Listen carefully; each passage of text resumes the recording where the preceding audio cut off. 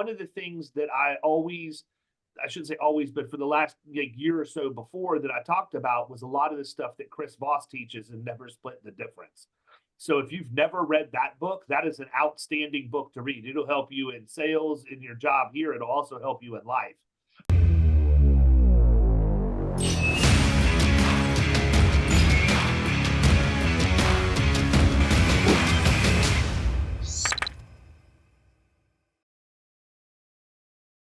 But Voss is essentially an ex-hostage negotiator for the FBI.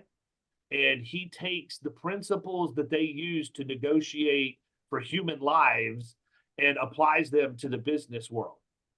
Okay. So like one of the techniques that you can use when you're on the phone, if somebody's not giving you, information, or you just can't get them talking, is to mirror them. That's what's one of the number one tactics that you can do. And when you mirror somebody, you're essentially taking the last 2 or 3 words that they said, and you're going to repeat them back to them in a questioning tone. So if somebody says, listen, I don't really have time to deal with this right now. I'm just too busy. Too busy? Yeah, I own this place, but I've got to be the HR person. I've got to handle the insurance. I've got payroll due today. I just don't have enough time. Don't have enough time. Yeah, I mean, there's only 24 hours in a day, man. I don't know how I'm going to get done with all of this stuff. Okay. So you can literally keep a conversation going in perpetuity until they just ask you if you're a parent or whatever. But the key is if you mirror somebody 2 or 3 times, they don't realize that you're doing it, and they're naturally going to keep the conversation going. It works. Trust me, it works. It feels weird to do it, but I'm going to tell you a story in a minute that brings everything home. The second thing that you have to do when you mirror somebody is you have to label them. You have to label them so that they know that you heard what they said and that you understand what they said. And when you label somebody, it's using words like it sounds like, it seems like, it feels like, it looks like. Okay? Not I hear, I see, I feel. You can't put I in there. You have to take I out of it. The second you put I in the conversation, it becomes about you and not about them. But if somebody says, I'm busy, man, I just don't have time. Don't have time. Yeah, I run this place. I got to do this. I got to do that. Sounds like you got a lot on your plate. Feels like maybe you need some stuff taken off your plate, honestly.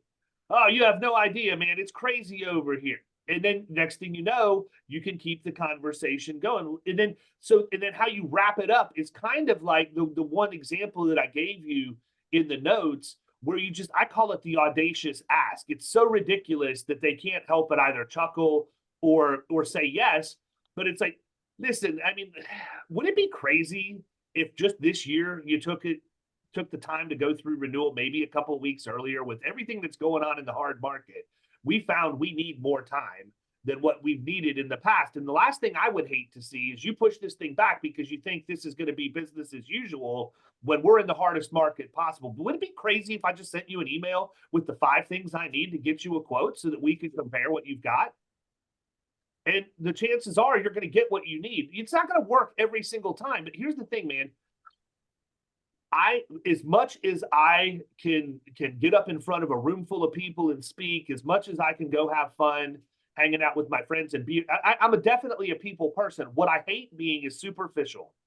Okay. I hate going into a room and glad handing like some sort of a politician just to get people to like me or to begin the relationship. So if you put me in a mixer with 100 other people, I'm going to be absolutely miserable. Unless 2 or 3 of my friends are there and we can just tell old college stories, and then other people walk up and become part of the conversation. So I tell you this because, my wife has a good job, and her company every year has their conference in Florida in the wintertime. And a couple of years ago, she asked me to go to this dinner with her where everybody from her company that was at the conference was going to be there. And I was like, look, I said, I don't want to go hang out with all these strangers. It's just not who I am. She said, it doesn't matter. She said, you're going to go, which is how wives operate. I said, that's fine. I'm going to go, but I'm also going to tell you right now, I'm not going to do anything all night except mirror and label people the entire time. I'm just going to practice the whole time I'm in the room. That's all I'm going to do. And so she said, whatever, thinking I wasn't serious. So we went, and for 2 solid hours at this reception, I did nothing except mirror and label. All the people that I was talking to had no clue who any of these people were. And so didn't think anything of it. I mean, I was proud of myself that I stuck to my guns and did it. But I mean, I didn't do any damage or harm. I basically had conversations all night. And so Monday morning, we're sitting in sales meeting and she starts lighting up my phone. And I'm like, what's going on? Like, is something wrong with one of the kids? So I finally step out to see what she wants because she knew we were in sales meetings. So she wouldn't bother me unless it was something that she was really exercised over. And I get on the phone with her and I was like, what's going on? She goes, what did you do? I said, what are you talking about? She said, what did you do? I said, that's a really broad question that I'm not willing to offer up answers to. Be more specific.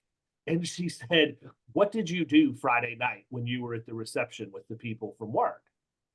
And I said, I didn't do anything. I behaved.